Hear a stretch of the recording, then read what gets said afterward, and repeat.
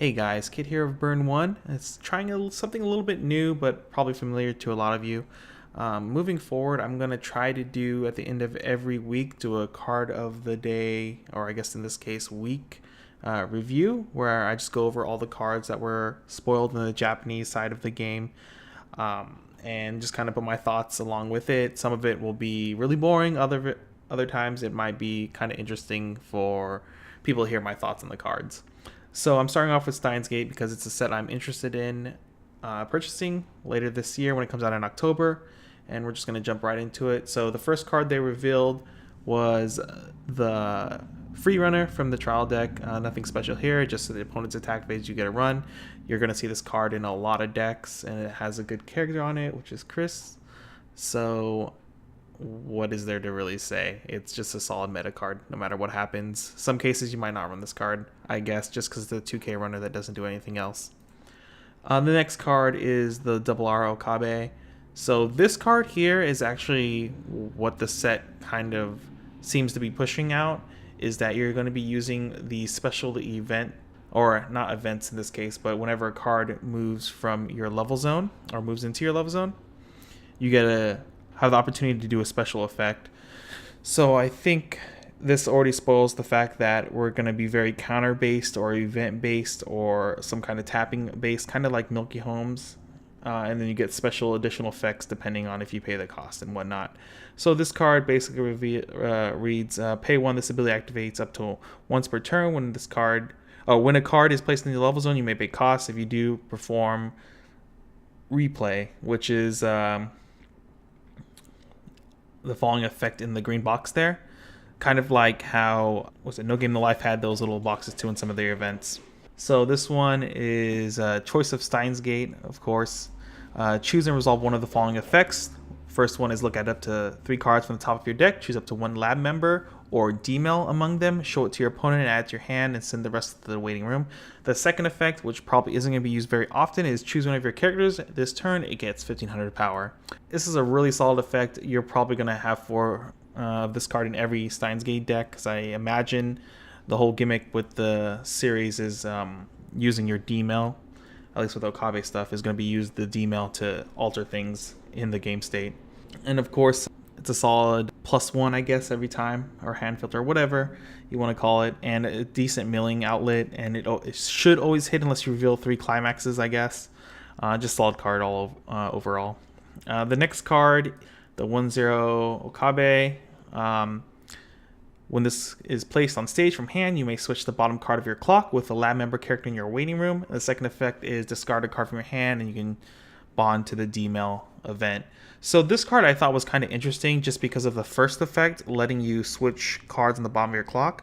Generally,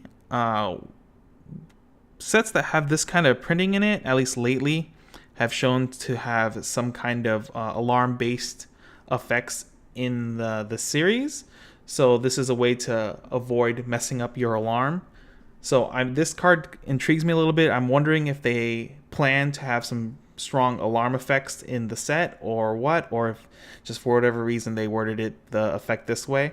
Of course, with a series where you're constantly swapping cards out of your clock or level zone, that is, you can easily play a 4-color deck, which was what Milky Homes does a lot of the time, since it has easy access to that. You can have like a triple color level 1 game and always be able to get the cards or be able to play whatever cards you need to do. So that's one thing that Steins has going for it. If it's not very trait locked, it's very not color locked either, because you always have the opportunity to switch out the color you need, which is pretty cool. And including this card in it means that it's even going to be even easier to do that. I don't know how, or not how, but whether this card will be played a lot. It's a solid card, especially if D-mail is going to be a strong center package for the deck, I guess. Or yeah. The next card we have up is the D-mail itself. So this card's pretty interesting for the most part. It's just basically a counter that's on an event. So if you have 1 or less characters on stage whose name includes Okabe or Krisu, you cannot play this card from hand, and then you choose 1 card in your level zone and a lab member character in your waiting room and swap them around, and then choose one of your characters, and then for the turn it gains 2,000 power. So I don't know if in the future they'll have any other D-mails. I'm hoping that every color ends up getting some type of D-mail effect. If it does not, this card will probably force people into a more of a counterplay deck, meaning that we're looking at bigger walls at level 1 and 2 and things like that, and abusing this counter, basically, that you'll end up being able to bond to and get special effects off of multiple times. And a 102k counter is not bad at all. But yeah, the major thing I'm looking at here is whether there's going to be other types of D-mails or not, and I think that will change how the deck builds go from there. But overall, it has such good strong synergy of obviously with the level 0. I'm sure this little package here is going to be a very common occurrence in the meta decks. Next, we have another trial deck card. It's nothing too spectacular, just 1k. It's all your characters in front of this. It has pay to tap and then search for a lab member character and then add it to your hand. It's just a solid support. Any effect that has like pay to tap, search, or salvage is always pretty solid. Usually you don't see it that often though on costed cards, so I don't expect this card to do a lot of impact for the meta stuff, but it's still a decent card. Next, we have this level 0 Krisu. At the start of your opponent's attack phase, you may force your opponent to mill the top card of their deck, and if that card is a level 2 or higher card, you can draw 1, discard 1. The secondary effect is pay 1, rest itself, brainstorm, mill 4, every climax you hit, salvage 1 character. So I'm foreseeing that this is going to be the brainstorm of choice for everyone moving forward. Anything that's self-tap brainstorm and is very selective, where you can pick anything from your waiting room. Usually very strong contender. The major thing going forward with this card is that its first effect is very unique. I think this is the first time they've ever printed an effect like this that affects your opponent's deck. So one thing I saw going some discussion about was how this card will hurt Love Live Sunshine because of its top check package that it goes through. Personally, I don't think it hurts it that much. It's just a type of thing where you have to be wary of and know to play around. So you do things like top check with Mari, which the set is already forced into blue because of its limited banless choices.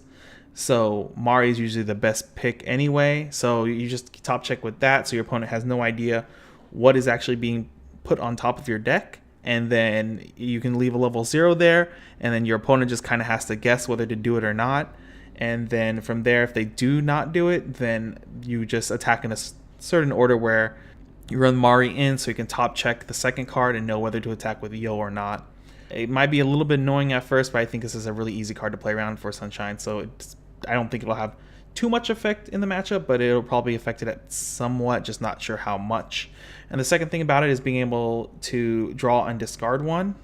Very interesting as well. I'm not sure how important this is going to be for the deck. It's just one way to start manipulating your deck a little bit, especially during first refresh. But after that, after the first refresh, I feel like this is a very gambling move all the time if you don't know what your top card of the deck is, because you'll just probably have a very compressed deck and you have a higher chance of drawing into the climax, which can screw you a little bit depending on how many climaxes are left in your deck. I'm really interested to see if they're going to print an effect that lets me look at the top card of my deck like every attack phase or something like that. But going forward, I guess we'll find out. But I'm pretty sure this is going to be the brainstorm of choice for most people. Next card here is a common card effect that has been coming out lately. It's 1-0 Chris. When this is placed on stage from hand, if another character's name include Krisu or Mayuri, this card gains 2k power, so it's a 1-0-6-5 for the turn it's played, so it's a solid beater no matter what. The secondary effect is pay 1, rest 1 of your standing characters whose names include Chris or Mayuri, and during the turn this card is placed on stage from hand. When this card's battle opponent is reversed, you may pay cost. If you do, search your deck for up to 1 character whose name includes Chris or Mayuri, show it to your opponent and add it to your hand, shuffle your deck afterwards. So this effect is very common, like I said. It's just very good in all decks. I feel like just this card existing in red, and it's already a character that a lot of people like, it's going to be a very common card. This effect too helps show up whenever you miss on climax effects and stuff like that. So if you don't draw the climax, at least you have a climax list. Plus pay 1 plus, which is always solid. I think pay 1 pluses are probably one of the best effects in Weiss. Even sometimes when the choice you get out of the Pay 1 Plus isn't that great. But in this case, you get to pick whatever you want, so it's going to be really solid no matter what. Just the condition that you have to reverse your battle opponent. Next, we have 1-0 2K counter. This is another reason I think it's going to be a deck that's more focused on countering than actually doing anything really big at level 1 or 2. I think if they print standby in this set, which I feel like there's no reason so far for them not to do that, you're just going to end up with a deck that's more focused on walling out your opponent than anything, because you have access to so many good costless counters in D-Mail and a 1-0 2K counter. So you essentially could have like anywhere from 4 to 8 2K counters in your deck at once, so it makes it really hard for your opponent to get any reverses. Next, we have the 3-2 Mayuri, lab member. If all your characters are lab members, this gains 1k power, so it's 10k base. And then this ability activates up to once per turn. During this turn, this is placed on stage from hand. When this card's battle opponent is reversed, you may pay cost. If you do, stand this. So it's a pay 3, discard 1 card to restand 3-2 TD Mayuri. So this card is going to be a really solid card. I foresee it being in probably some decks because, you know, having a climax-less finisher is always really good, at least to have as 1 or 2 of in your deck. So it becomes, I believe, 11k, right? Let me look up. Yep, 11k if all your characters are characters, basically. Next card we have here, the 1-0 yellow Chris. It's the double R. It gains 1k power if you have 2 or more other lab members. And then it has a climax combo with the shot trigger. When the battle opponent of this becomes reversed, if you have the shot climax in the climax area, choose up to 1 lab member or D-Mail from your waiting room, add it to hand, choose one of your other characters, and it gains 1k power for the turn.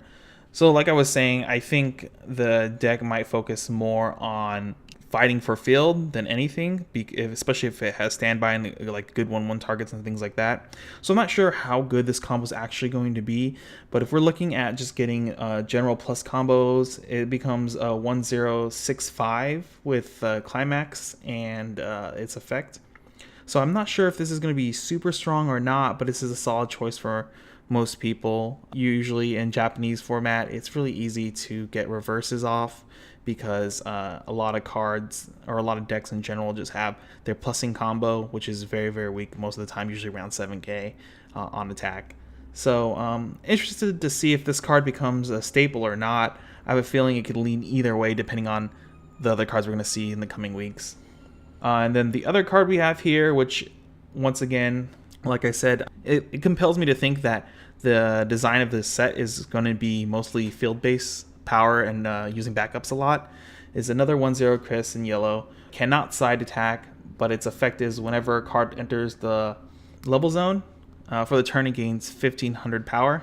And I believe, yeah, it can only activate once per turn too. So it's a 1-0-7k, and then with a 2k counter, becomes 9k, and plus any other extra abilities on top of that. So it's just a really solid on-field card, and I believe they've already spoiled cards that swap cards for free out as well. So it'd be really interesting to see how this turns out and stuff. I think the final cards we have here, we have, what is this, 2-1 Moika. When this attacks, if you have 2 or more other lab member characters, look at up to 2 cards from the top of your deck, choose one of them, and return it to the top of your deck and send it the rest of the waiting room. I really like these effects that are being printed where you can kind of have control over your trigger and whether you trigger like climaxes or stuff like that. And it also provides a little bit of extra mill, though I don't think this 2-1 TD card will actually be used that much. And then let's see, next we have the 3-2 Suzuha, lab member part-timer. So if you have the IBN 5100 in your clock, this gets -1 level in hand. And then for each of your lab member characters, this gains 500 power. So with a full field, it's generally 11k.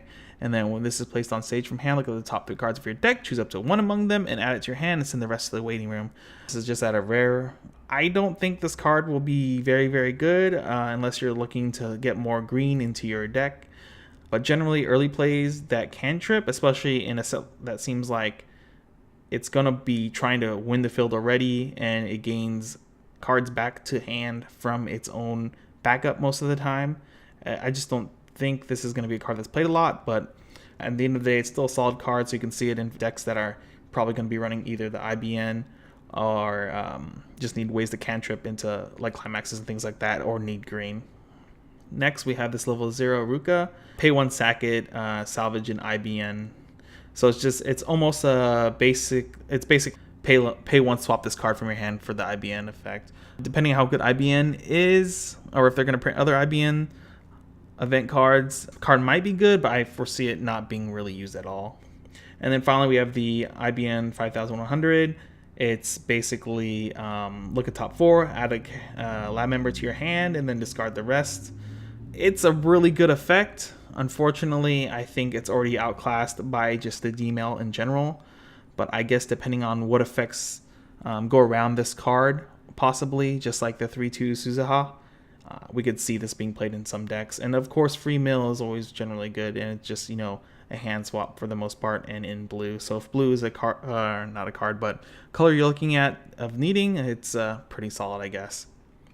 But I think, yep, that is it. Let me know what you guys think of the video and so forth. Leave a like and comments below. Let me know what you think how the set is shaping up to be so far. I know there's been a couple other reveals. There we go. Reveals that came out earlier before they started doing the card of the day for Steins. But I think I'm going to just stick with the card of the day reveals and then work my way through that. But yeah, let me know what you guys think. Leave a like, comment, all that stuff, and then I'll see you guys in the next video. Later.